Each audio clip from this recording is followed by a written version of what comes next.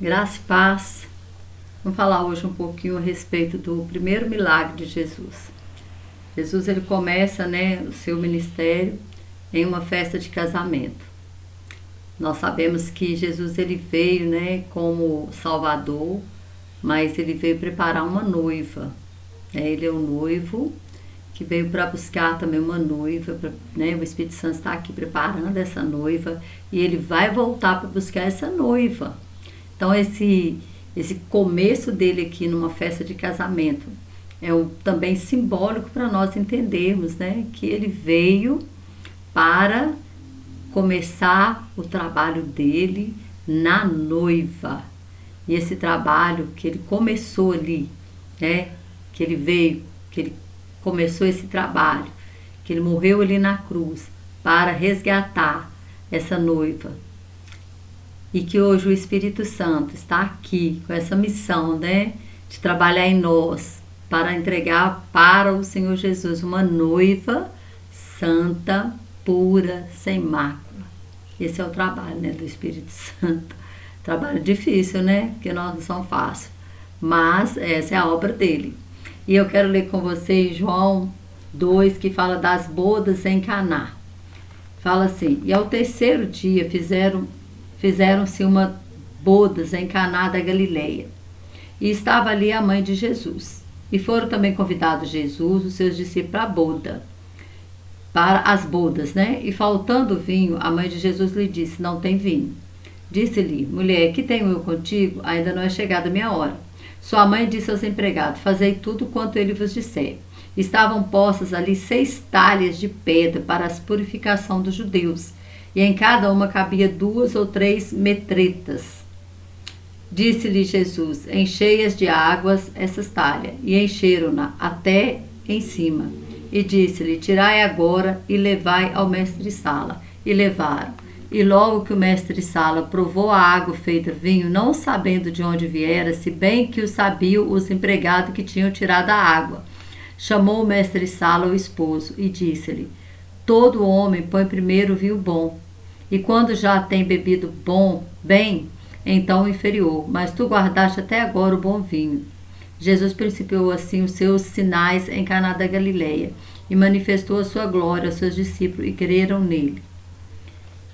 Então, o que acontece ali? A primeira coisa que nós temos que ver é que Jesus ele foi convidado. Nós temos que entender que para Jesus entrar na nossa vida, para Jesus entrar no nosso negócio, para Jesus fazer parte de alguma situação, ele precisa ser convidado. E é tão interessante que em Apocalipse 3:20 fala assim que Jesus ele está às portas e bate. Ou seja, essa última igreja, que é a igreja de Laodiceia, se você olhar lá em Apocalipse, é a igreja de Laodiceia. Ela colocou o mundo para dentro da igreja e Jesus para o lado de fora. Que está lá batendo lá de fora, pedindo para entrar. E às vezes, muitas pessoas pegam esse versículo e falam que é para o mundano, Não é não. Esse versículo é para nós mesmo. Porque Jesus estava escrevendo o Apocalipse é a revelação de Jesus Cristo. Jesus revelou o Apocalipse para João. E Jesus estava mandando ele escrever essa carta para 7 igrejas da Ásia. E fala aqui nessa carta, lá em Apocalipse 3:20, para a última igreja da dispensação da graça. A igreja de hoje, a igreja morna. Morna, não é quente nem fria, Quem dera se fosse quente ou fria, O próprio Jesus fala isso lá. Mas por como é morna, vomitar-te-ei da minha boca. Colocaram o quê? O mundo dentro da igreja e Jesus do lado de fora. Batendo na porta, pedindo para entrar. E falando, se você ouvir a minha voz, eu entrarei e abri a porta, Ouvi a voz e abri a porta. Eu entrarei e cearei contigo. E a ceia é a última refeição. Ou seja, nós estamos vendo os últimos momentos nessa terra. E nós não podemos ficar brincando de ser crente, não. É hora de nós tomar postura de servos e servas de Deus. De verdade. Porque o tempo se aproxima. Às vezes as pessoas pensam assim: mas toda vida fala que Jesus está voltando. Desde que eu me entendo por gente, Jesus está voltando. Só que há um tempo atrás não havia um cenário preparado para Jesus nascer. Para Jesus voltar. Mas hoje nós vemos um cenário todo armado. Né? Hoje nós vemos o quê? A nação de Israel nasceu, ela está lá, nasceu em 1948. Em 1967, Jerusalém voltou a ser dos judeus, porque em 1948 ela ainda não era, parece que pertencia à Jordânia. Aí houve uma guerra em 1967, aí Israel conquistou Jerusalém novamente. Então hoje o cenário está preparado para aparecer um anticristo e nós estamos vendo o Oriente Médio pegando fogo. Né? Quantas guerras? 30 guerras, tem mais ou menos 30 guerras em andamento neste momento. E aí, qualquer hora aparece aí, né, alguém propondo um acordo de paz, um homem que vai trazer um acordo de paz. Hoje o mundo está preparado para uma moeda única. Você vê que o dinheiro de papel praticamente acabou. Hoje o mundo está preparado. Hoje se ouve falar tanto do mundo globalizado. Né? Hoje o mundo ele já está globalizado. Acontece uma coisa na Índia, a gente fica sabendo através da internet em tempo real, né? Da televisão, hoje mais a internet. Então assim, o cenário está preparado, algo que não estava preparado há uns anos atrás. E quando nós olhamos para a parábola da figueira que o Senhor fala lá em Mateus 24, 32, que quando a figueira ela desce os ramos e brotasse as folhas, saber que está próximo o verão e que não passará essa geração sem que tudo isso aconteça. Que geração é essa? A geração que viu a figueira brotar os ramos e o quê? Florescer e nascer as folhas. Brotou o ramo em 1948, nasceram as folhas em 1967, quando reconquistaram Jerusalém. E essa geração que viu isso é a nossa geração. E uma geração, segundo a palavra no Salmo 90, é de 70 a 80 anos. Então Jesus Cristo ele está às portas. Quando você olha para essa agenda da ONU 2030, tá aí 2030. Eles estão trabalhando a todo vapor para pôr em prática toda essa agenda. E aí nós ficamos pensando, que nada, aí vai ver na vida morna, a vida de qualquer maneira, Jesus está aí às portas e nós batendo, e nós não queremos ouvir, nós não abrimos a porta. Mas hoje é a oportunidade de você abrir a porta, de ouvir a voz e abrir a porta, para que ele possa entrar. E aí, ali nas bodas, o que acontece? Ele foi convidado. Então nós temos que convidar Jesus. Se ele não for convidado, ele não vai entrar de penetra, não. Quem entra de penetra é o diabo. Ele você não precisa convidar, não. Se você deu uma legalidadezinha, meu filho, pode ter certeza que ele vai entrar. E ele vai entrar para matar, roubar e destruir. E aí fala que ele foi convidado. E aconteceu algo nessa festa. Aconteceu que o vinho acabou. E o vinho, na Bíblia, ele simboliza tanto alegria. O salmo, tem um salmo, deixa eu achar aqui. Salmo 104, o versículo 15 fala assim: o vinho que alegra o seu coração, ele faz reluzir o seu rosto com o azeite e o pão que fortalece o seu coração. O vinho, então, ele simboliza alegria. Mas o vinho também, dentro da Bíblia, tem uma outra conotação. Jesus fala em Lucas 5, deixa eu achar aqui, Lucas 5, o versículo 38 fala assim, mas o vinho novo deve ser postos em odres novos, e ambos juntamente se conservarão. Ninguém tendo bebido velho, quer logo o novo, porque diz, melhor é o velho. Peraí, é só o 38, o 39 não tem a ver aqui não. Quer logo o novo. Melhor é do que o velho, desculpa. O vinho novo, então, ele é colocado em odre novo. O odre somos nós. O odre é o vasilhame. O odre é o recipiente. O odre naquela época era feito de couro de boi. Era aquelas bolsas, né, que o pessoal carregava. Parecia uma bolsa, né, mas era tipo uma botija. Carregava água, vinho. Então ela era feita o quê? Do couro. Mas se ela ficasse muito velha, o que acontecia? Ela começava a ressecar. E aí, quando ela ressecava, ela criava rachadura. Então, você vai pegar um vinho novo. O vinho novo, o que acontece? Ele ainda está em estado de fermentação. Então, ele ainda vai crescer, ele vai inchar. E aquele odre novo, ele tem estrutura para dilatar. O velho não dilata, não. O velho trinca e racha. E perde-se todo o vinho. E perde-se tudo aquilo que foi colocado dentro dele. Por isso ele está falando o vinho novo, que é o Espírito Santo. Ele tem que ser colocado dentro de odres novos. Porque ele vai fazer pressão. Ele vai ter uma pressão ainda sobre o odre. E nós sabemos que o Espírito Santo, quando nós nos convertemos e ele vem morar dentro de nós, começa uma pressão para haver uma mudança de vida. Começa uma pressão para que nós possamos viver, né, em novidade de vida. Viver uma vida, né, que transpareça a glória de Deus. Largue, né, faça com que o velho homem, ele morra e viva para a glória do Senhor. E continuando, né, aqui dentro das bodas, a mãe dele avisa ele que o vinho tinha acabado. Irmãos, a gente precisa falar do problema para quem pode resolver o problema. Então não adianta eu chegar e falar o meu problema para uma pessoa que não vai resolver, que muitas vezes ainda vai sair divulgando o meu problema para outra pessoa. Então, vai direto, fala com o Senhor, fala com quem pode resolver. Fala com quem pode resolver. Fala com Deus. E se Deus te direcionar, às vezes é um problema dentro da sua firma, você precisa falar diretamente com o patrão e não com os empregados. Talvez é um problema na igreja que você deve levar diretamente para quem pode resolver, que é o seu líder, em vez de ficar falando com um e com o outro. Então a mãe de Jesus não ficou falando com um e com o outro, não. Ela foi direto no Jesus. Ela foi direta em quem poderia resolver o problema. E aí Jesus, né, fala que ali havia 6 talhas. Uma talha, elas eram feitas de pedra.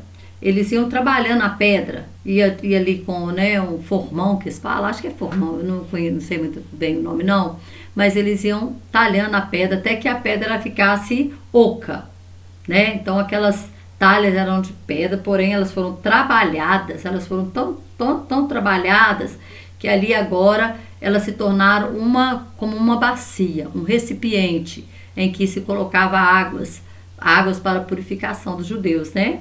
E aí, o que acontece? Jesus fala para eles assim, enchei as talhas, o quê? De água. Jesus não encheu a talha de água. Ele falou para alguém encher.